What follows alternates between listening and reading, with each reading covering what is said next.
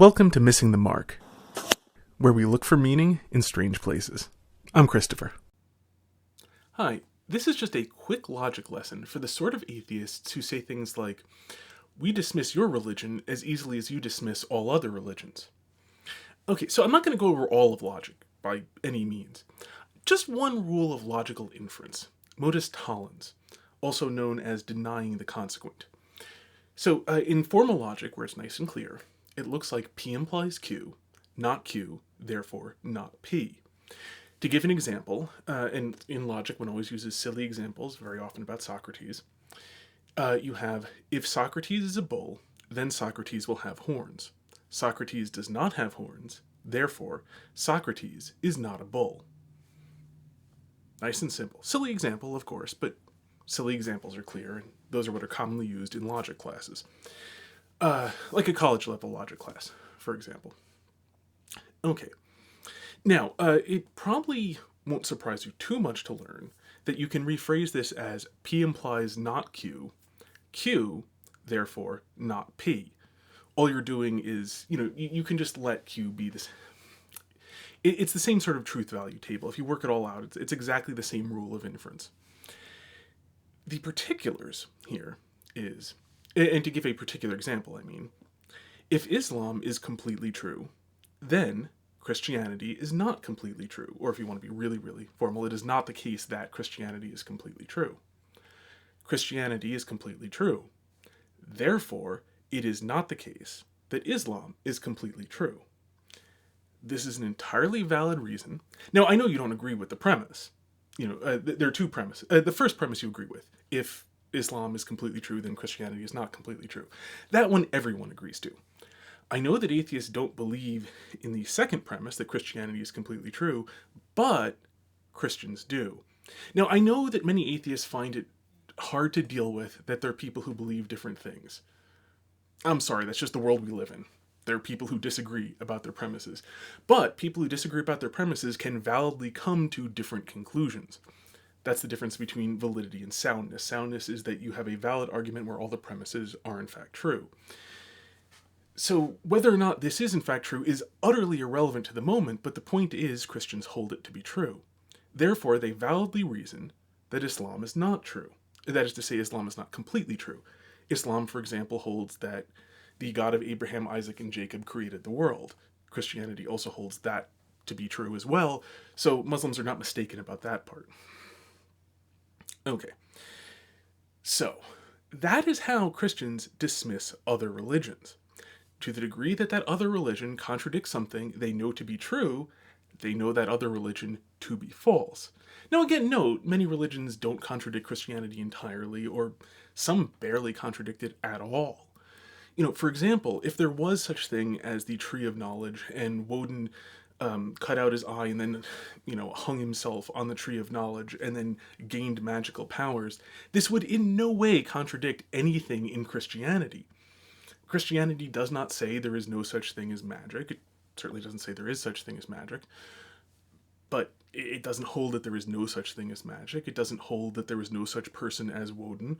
It doesn't hold that if there was such a person as Woden, he couldn't have cut out his eye, or he couldn't have gained magical powers, and so on.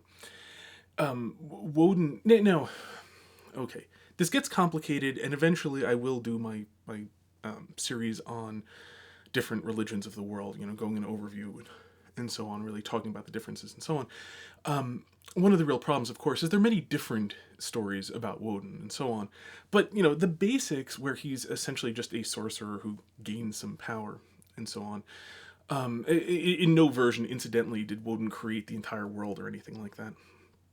Anyhow, so, at least in the versions wherein he's basically just a sorcerer, that's entirely compatible with Christianity because it's essentially utterly irrelevant to Christianity. There are many aspects of Taoism that Christians are, that are entirely compatible with Christianity. And in fact, I'm told that the way that the Gospels get translated into Chinese, in the part that, in the Gospel of John that begins, "In the beginning was the Word, and the Word was with God, and the Word was God." In Greek, and pardon my Greek accent, ex arche en ho logos, ke ho logos en proston theon, ke theos en ho logos. That logos, which means things like logic, rationality, speech, word, argument, and so on, which gets translated as word in English, I'm told actually is translated into Chinese as Dao. So it's very interesting. There are all sorts of interesting things if you're the sort of person who actually likes to learn. But I'm talking about the sort of atheists who, this lesson is meant for the sort of atheists who say that I dismiss your religion as easily as you dismiss everyone else's. So, yeah, trying to remember who the audience for this is.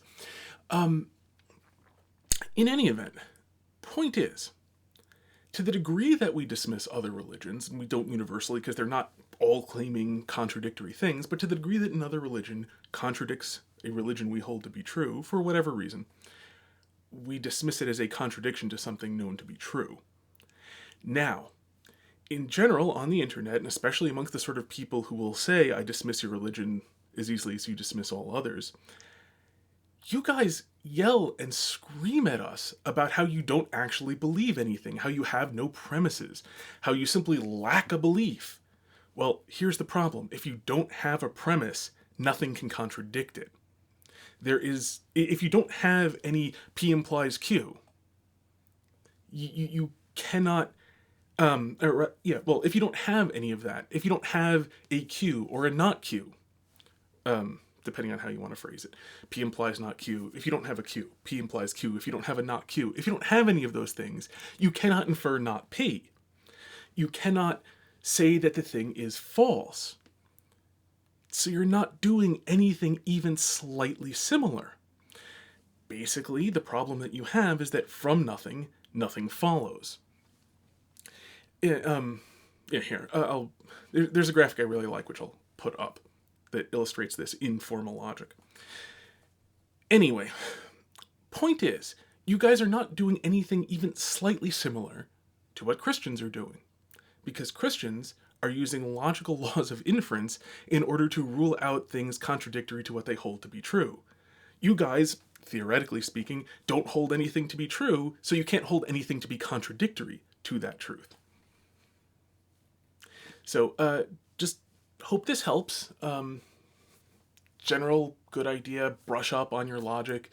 Or when I say brush up, I'm guessing most internet atheists never actually learned any logic. So try to find, your local community course might have a philosophy department that will teach you logic. I have, you're certainly not going to believe me, a Christian on the internet, but, look at your local community college or whatever the equivalent thereof is, wherever you happen to be. And, see if you can find somebody who actually knows logic, who will teach it to you. It's a good thing to know. It can be very helpful. Until next time, may you hit everything you aim at.